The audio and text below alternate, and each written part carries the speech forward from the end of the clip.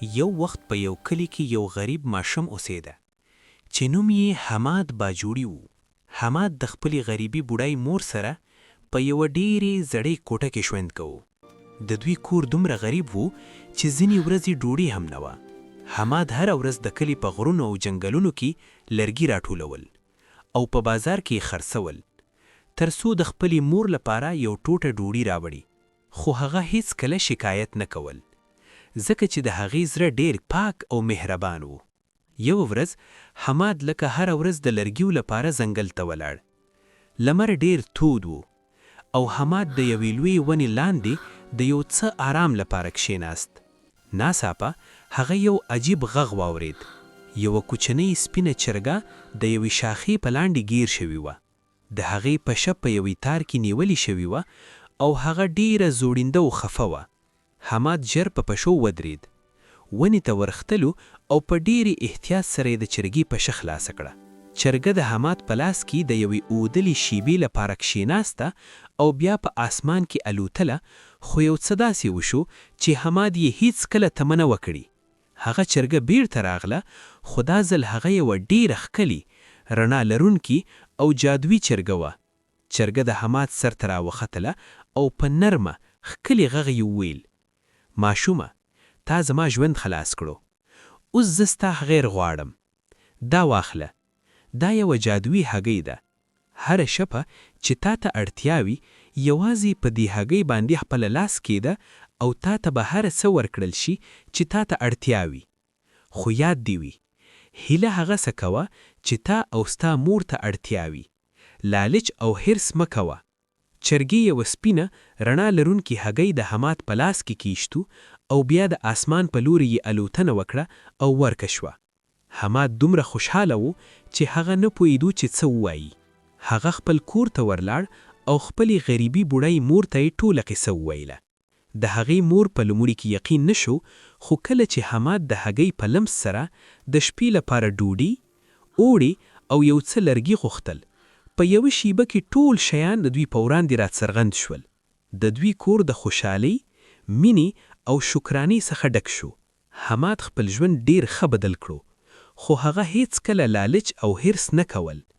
هغه یوازې هغه څه اخیستل چې اړتیا یې وه. خو په کلي کې یو شخص و چې د حماد د خوشحالۍ څخه خفه و. هغه له یو بډای او حریص سوداګر نوم ماما کرم و.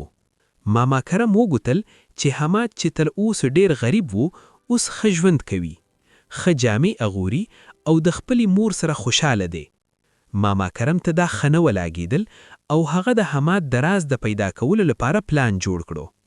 یوه شپه ماما کرم د حماد کور ته ورلاړ او د مور سره یې په ډېرې مهربانۍ سره وویل: خور جانه، تا او ستا ژوند ډېر ښه دی. خدای د ستا خیر کړی وي. زه یوازې دا پوښتنه کول غواړم چې تاسو دا ټول څنګه لاسته راوړئ. مور چې یوه ساده او نیک ښځه وه، هغه ټوله قصه وویله. ماما کرم په زړه کې خوشحاله شو، خو خپل حرص پټ ساته. هغه شپه کله چې ټول ودېشل، ماما کرم د حماد کور ته راستنو شو او جادوي هګۍ یې غلا کړه. ماما کرم خپل کور ته راستنو شو او په ډېرې خوشحالۍ سره یې په هګۍ لاس کیشتو او وویل: زما سره سرو زر، چاندي، قیمتي شیان، لوی کورونه او هر څه ورکړه. یوه شیبه کې د هغې کور له سرو زرو او شیانو څخه ډک شو، خو هغه بیا ودرېدلو او بیا یې وویل: مزیات غواړم، نور سرو زر، نور ملکیت، نور شیان غواړم.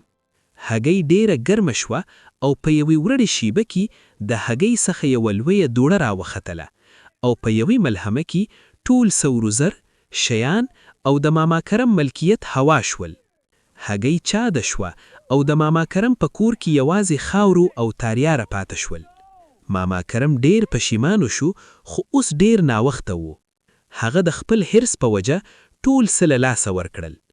بیا هګۍ له هغې ځای نه ورکه شوه او بیرته د حماد ته راستنه شوه. صوب چې حماد پاڅېدل، هغه ولیدل چې هګۍ بیرته د هغې په کوټه کې ده. حماد ډېر خوشحاله شو او په زړه یې پوهېدو چې جادوي چرګه د هغې سره بیا مهربانه وه. د هغې ورځې څخه حماد او د هغې غریبي بوډۍ مور په خپل ژوند کې ډېر خوشحاله شول. خو هغوی هیڅ کله لالچ او حرص ونه کړل. هغوی یوازې هغه څه اخیستل چې اړتیا یې وه او کلی ته هم مرسته کول. حماد لوی شو، یو نیک، مهربان او ډیر محترم سړی شو او د هغې کلی کې د هغې نوم د نیکو کارونو او رښتینولۍ سره یاد شو. او د ماما کرم، هغه د خپل حرص په وجه ټول عمر غریب او پښیمانه پاتې شول. سبق او پیغام: اصل خوشحالی په لالچ او حرص کې نه ده، بلکې په قناعت، صدق او نیکو کارونو کې ده. هغه شخص چې د بلو خیر غواړي او رښتینوي، نیک او صابر وي، خدای هغوی ته د دنیا او آخرت دواړو کې برکت او خوشحالي ورکوي.